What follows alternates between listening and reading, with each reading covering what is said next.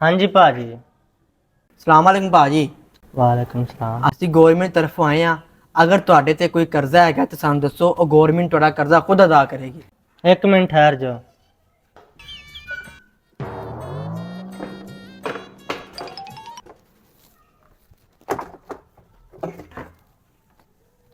ਜੀ ਭਾਜੀ ਦੱਸੋ ਤੁਹਾਡੇ ਤੇ ਕੀ ਕਰਜ਼ਾ ਹੈ।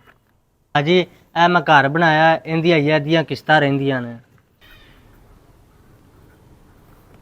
ट्रैक्टर लिया है, उंदी अद्धियां किस्तां रहिंदियां ने।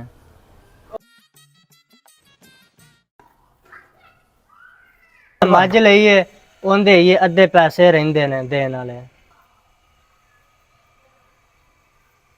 मोटरसाइकिल मैं लई है किस्तां ते, उंदी 5 किस्तां रहिंदियां ने।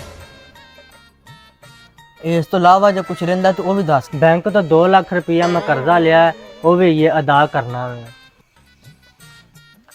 बंदे तो चंगे लभ गए ने, अज मैं सारा कर्जा माफ करवा लेना। यस।